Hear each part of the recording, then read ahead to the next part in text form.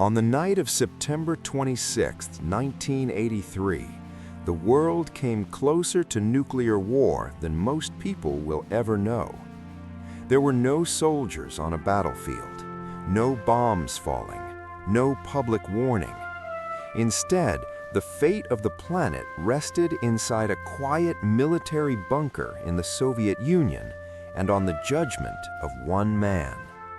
A computer had detected incoming nuclear missiles from the United States. According to protocol, retaliation was required, but one officer hesitated. His name was Stanislav Petrov. In 1983, the Cold War was at one of its most tense moments. The United States and the Soviet Union possessed thousands of nuclear weapons, enough to destroy civilization many times over. Just weeks earlier, the Soviet military had shot down Korean Airlines Flight 007, killing 269 civilians. Trust between the two superpowers was nearly non-existent. Both sides believed a surprise nuclear attack was possible at any moment. This was the world Petrov lived in. To protect itself, the Soviet Union created an advanced satellite-based early warning system called OKO.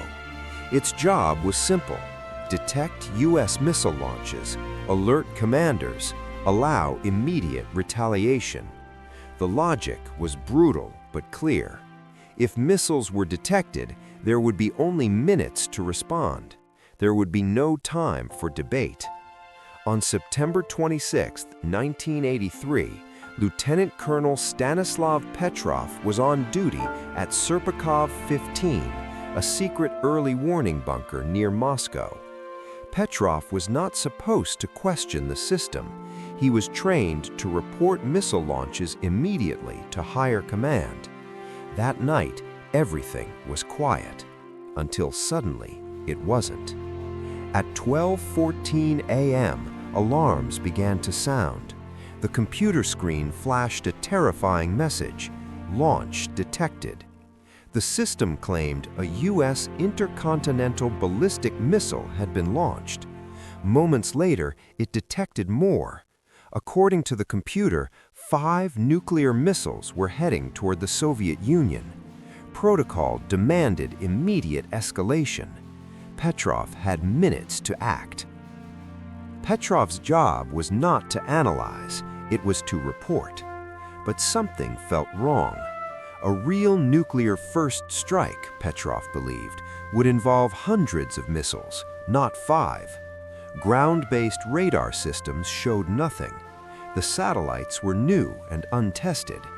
Petrov made a choice that went against his training. He reported the alert as a false alarm. He waited. For the next 23 minutes, the bunker waited. If the missiles were real, they would strike Soviet territory soon. Petrov watched the clock. If he was wrong, millions would die, and history would remember him as the man who failed. No missiles arrived. The alarms were wrong. Later investigations revealed the cause. Soviet satellites had mistaken sunlight reflecting off clouds for missile launches. The system had failed. It was a technical error, one that nearly triggered nuclear war. Petrov was not celebrated. He was not promoted. The incident was classified. Admitting the failure would expose flaws in the Soviet defense system. Petrov was quietly reassigned. The world never knew how close it came to destruction. The truth only emerged years later, after the collapse of the Soviet Union. Western historians and journalists uncovered the incident. Petrov became known as the man who saved the world. But Petrov himself rejected the title. He said he was simply doing his job, thinking instead of blindly following orders. Today, nuclear weapons still exist. Early warning systems are faster and increasingly automated. This incident raises a crucial question. Should machines be trusted with decisions that could end humanity? In 1983, human judgment prevented catastrophe. There is no guarantee it will always do so again. There was no explosion, no headline, no monument.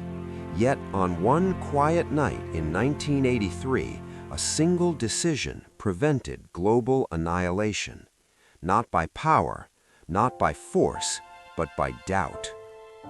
History often remembers wars. Rarely does it remember the moments when war was avoided. This is one of those moments.